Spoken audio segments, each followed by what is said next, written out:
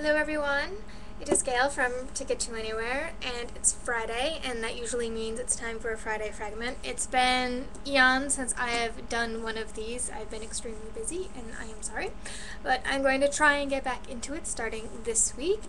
And my first pick for the return of a Friday Fragment is Hounded by Hearne. This is one of my absolute favorite books of the year so far. I believe it made the top pick for April, which is when I read it. This is a book, like if you read or have read Jim Butcher's Dresden Files, then you'll want to check out this book because it's kind of written in the same vein. But instead of a wizard, it deals with a druid living in modern day times, and he's about 21 centuries old, but he's living the life of like a 21-year-old. And it's just very snarky, very fun, and the scene I'm going to read to you is one of my favorites, and it deals with a neighbor of his called Mrs. McDonough. She's like old school Irish from the mother country. She speaks with an accent, and no, I'm not even going to try and attempt that. But, so, part of the plot, there are gods, Irish gods and other gods, who want to steal the sword which Atticus, the druid, found, although some say stole. It's all about interpretation, really.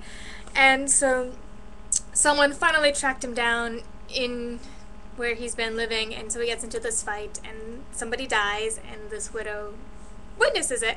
And so this is kind of the conversation that results after that. "You killed him," I heard in a tiny voice say. I turned to see the widow standing up, whiskey glass trembling in her hand, before it slipped out and shattered on her porch. "Ye killed him," her voice quavered. "Are you going to kill me now, too? Send me home to the Lord so I can be with my Sean?" "No, Mrs. McDonough, no, of course not." I resheathed Fragment, and I totally butchered that, to remove the threat it represented, even though the blade wasn't clean. "I have no reason to kill you. I'm a witness to your crime." "It wasn't a crime. I had to kill him. It was self-defense." "Didn't look like self-defense to me," she said. "You kicked him and pushed him, and then you stabbed him and cut off his head." "I don't think you saw the whole thing," I replied, shaking my head, "because I was partially blocking your view. He tried to stab me with his sword. See it lying over there on the ground? I didn't pull that out of his scabbard. He did. I stayed where I was and let her process it.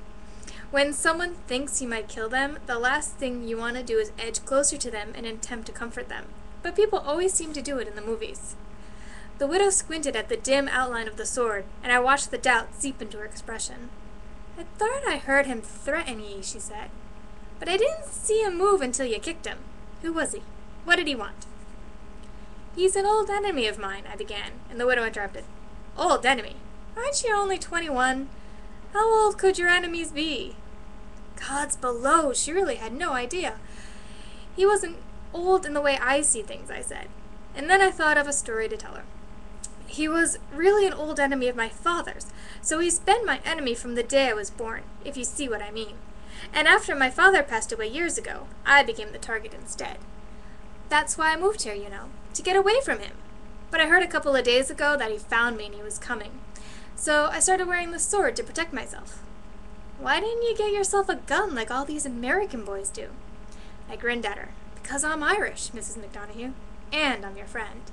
I modulated my expression to earnest pleading and clasped my hands together. "Please, you have to believe me. I had to kill him or be killed myself, and I hope you know that I would never, ever hurt you." She was still unconvinced, but was wavering. "What was the nature of the argument he had with your dad?" she asked. I couldn't fabricate a plausible lie on the spot, so I told her a part of the truth. "It was about this sword, actually," I said, jerking my thumb back to the hilt. "Dad stole it from him long ago. But in a way, it's more like he brought it home. It's an Irish sword, But this bloke had it in his private collection, and it didn't seem right, him being British and all." "He's British?" Aye. I felt ashamed for pushing the widow's buttons like this, but I couldn't afford to keep talking all night with a decapitated body in the street. Her husband had been in the Provost during the Troubles, and was killed by the UVF, whom the widow had always assumed, rightfully or not, to be puppets of the British. "Ah, well, then you can bury the bastard in my backyard, and goddamn the Queen and all her hellish minions." "Amen," I said, "and thank you." "Not at all, my boy," the widow said, and then she laughed. You know what Michon's used to say. God rest his soul.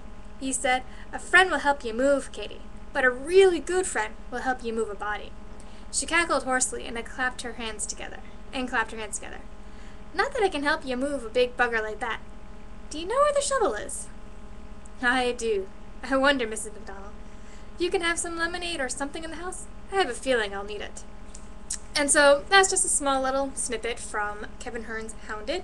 Mrs. McDonagh is one of the best characters in the book next to Oberon. You should read it, find out how she deals when she meets some werewolves, because that is also a really entertaining scene. And again, really, really go out, buy this book. Totally awesome. And I can't wait for book 2, which comes out June 7th, I believe. Till next Friday. Bye.